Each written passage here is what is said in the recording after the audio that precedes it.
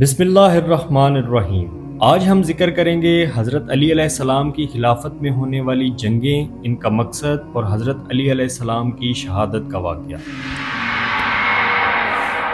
حضرت علی علیہ السلام اسلام کے چوتھے خلیفہ اور پیغمبر حضرت محمد صلی اللہ علیہ وآلہ وسلم کے چچا زاد بھائی اور داماد تھے۔ حضرت حسن اور حسین حضرت علی علیہ السلام کے بیٹے ہیں، جن کے بارے میں حضور صلی اللہ علیہ وآلہ وسلم نے فرمایا کہ میرے یہ دونوں بیٹے جنت کے جوانوں کے سردار ہیں، جس سے ہمیں اہل بیت کی اہمیت کا اندازہ ہوتا ہے۔ حضرت علی علیہ السلام بھی اہل بیت میں شامل ہیں۔ جب کرسچنز حضور صلی اللہ علیہ وآلہ وسلم کی بارگاہ میں حاضر ہوئے تو آپ صلی اللہ علیہ وآلہ وسلم نے تمام دلائل ان کے سامنے رکھ دیے، مگر اس کے بعد بھی وہ ہٹ درمی پر قائم رہے تو اللہ تعالیٰ کی طرف سے آیت مبائلہ نازل ہوئی۔ اللہ تعالیٰ نے فرمایا، اے نبی ان سے کہو اپنے بیٹوں کو لے آئیں اور ہم بھی اپنے بیٹوں کو لے آتے ہیں، تم بھی اپنی عورتوں کو لے آؤ اور ہم بھی اپنی عورتوں کو لے آتے ہیں، تم خود آ جاؤ ہم بھی خود آ جاتے ہیں۔ تو حضور صلی اللہ علیہ وآلہ وسلم جب مباہلہ کے لیے نکلے تو حضرت علی علیہ السلام، حضرت حسن حسین علیہ السلام اور حضرت فاطمہ سلام اللہ کو ساتھ لے کر آئے اور کہا، اے اللہ یہ میرے اہل بیت ہیں۔ مستدرک للحاکم کی حدیث ہے کہ نبی صلی اللہ علیہ وآلہ وسلم نے فرمایا کہ اگر کوئی شخص پوری زندگی حجر اسود اور مقام ابراہیم کے درمیان نمازیں پڑھتا رہے اور اسی حالت میں مرے، لیکن ہم اہل بیت کا بغض اگر اس کے دل میں ہوا تو اللہ تعالیٰ اسے ضرور جہنم کی آگ میں داخل کرے گا۔ حضرت علی کی محبت ہمارے ایمان کا حصہ ہے۔ حضرت علی نے فرمایا، اس ذات کی قسم جس نے دانے کو پھاڑ کر کھیتیوں کو اگایا اور مخلوقات کو پیدا کیا، نبی صلی اللہ علیہ وآلہ وسلم نے مجھ سے یہ عہد لیا تھا کہ اے علی صرف مومن ہی تجھ سے محبت رکھے گا اور صرف منافق ہی تجھ سے بغض رکھے گا۔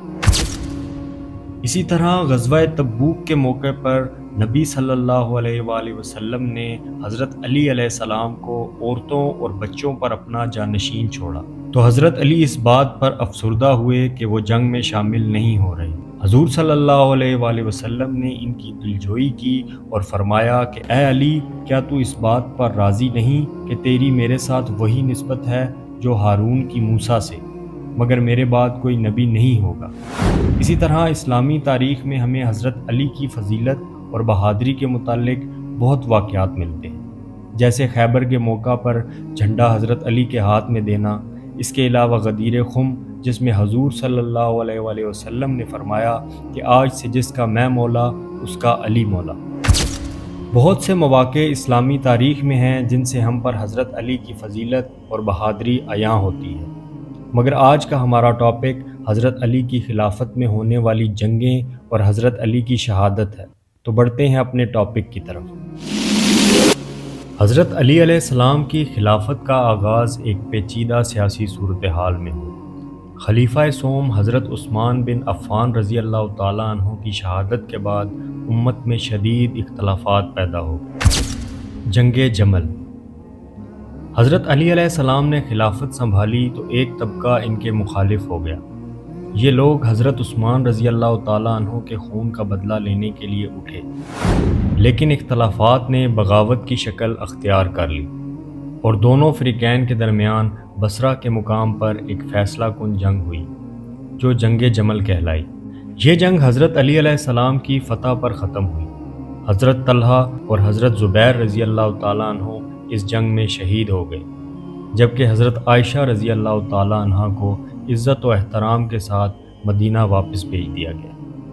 جنگ جمل کے بعد حضرت علی علیہ السلام نے حکومت کو مستحکم کرنے کے لیے شام کے گورنر حضرت معاویہ بن ابو سفیان رضی اللہ تعالیٰ عنہ سے بیعت لینے کا مطالبہ کیا، جو حضرت عثمان رضی اللہ تعالیٰ عنہ کے رشتہ دار تھے، اور ان کے قتل کا بدلہ لینے کے بہانے حضرت علی علیہ السلام کی بیعت سے انکار کرتے رہے۔ حضرت علی علیہ السلام نے سفارتی طریقے اختیار کیے، مگر جب مذاکرات ناکام ہو گئے تو دونوں افواج صفین کے مقام پر آمنے سامنے آ گئیں۔ جنگ صفین۔ یہ جنگ کئی ماہ جاری رہی اور جب حضرت علی علیہ السلام کی فوج کو فتح حاصل ہونے لگی تو حضرت معاویہ رضی اللہ تعالیٰ عنہ کے مشیر عمرو بن عاص نے ایک چال چلی اور قرآن کو بلند کر دیا، جس کا مطلب تھا کہ فیصلہ قرآن کے مطابق کیا جائے۔ یہ چال کارگر ثابت ہوئی، کیونکہ حضرت علی علیہ السلام کے لشکر میں شامل بعض افراد، خاص طور پر خوارج نے جنگ روکنے پر زور دیا اور تحکیم ثالثی پر اصرار کیا۔ جنگ کا فیصلہ تحکیم پر چھوڑ دیا گیا، مگر حضرت علی علیہ السلام کے نمائندے حضرت ابو موسیٰ الشہری دھوکہ کھا گئے اور حضرت معاویہ رضی اللہ تعالیٰ عنہ کو اس کا فائدہ پہنچا۔ اس کے بعد حضرت علی علیہ السلام کے لشکر میں انتشار پیدا ہوا اور خوارج علیحدہ ہو گئے۔ جنگ نہروان۔ صفین کی جنگ کے بعد خوارج نامی گروہ وجود میں آیا، جو دونوں فریقوں حضرت علی علیہ السلام اور حضرت معاویہ رضی اللہ تعالیٰ عنہ سے نالاں تھا۔ انہوں نے نہ صرف حضرت علی علیہ السلام کی خلافت کو مسترد کیا، بلکہ مدینہ اور کوفہ میں قتل و غارت شروع کر دی۔ حضرت علی علیہ السلام نے انہیں کئی بار سمجھایا، مگر وہ مسلسل بغاوت کرتے رہے۔ حضرت علی علیہ السلام نے مجبوراً ان کے خلاف نہروان میں جنگ لڑی، جس میں خارجیوں کو زبردست شکست ہوئی، مگر چند لوگ زندہ بچ کر بھاگ نکلے۔ انہی میں عبد الرحمن ابن ملجم بھی تھا، جو بعد میں حضرت علی علیہ السلام کا قاتل بنا۔ حضرت علی علیہ السلام کی شہادت۔ عبد الرحمن بن عمرو بن ملجم مرادی، المعروف ابن ملجم مرادی، نہروان کے خارجیوں میں سے تھا اور حضرت علی ابن ابی طالب علیہ السلام کا قاتل تھا۔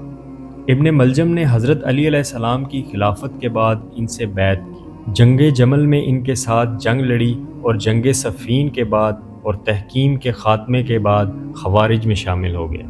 اس نے جنگ نہروان میں حضرت علی علیہ السلام کے ساتھ جنگ کی اور جنگ میں جو لوگ زندہ بچے ان میں شامل تھا، یہاں تک کہ 19 رمضان المبارک کی سحر کو اس نے مسجد کوفہ کے محراب میں حضرت علی علیہ السلام کے سر پر وار کیا۔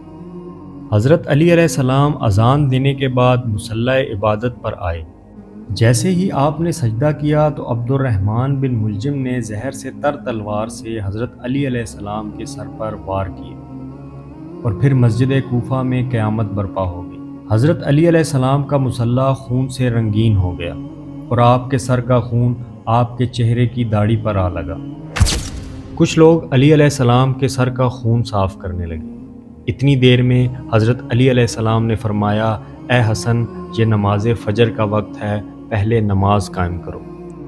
جیسے ہی نماز ختم ہوئی تو عبد الرحمن بن ملجم، جس نے حضرت علی علیہ السلام کے سر پر وار کیا تھا، اس کو پکڑ کر حضرت علی علیہ السلام کی خدمت میں لایا گیا اور کچھ چاہنے والے حضرت علی علیہ السلام کے لیے شہد کا شربت بنا کر لائے۔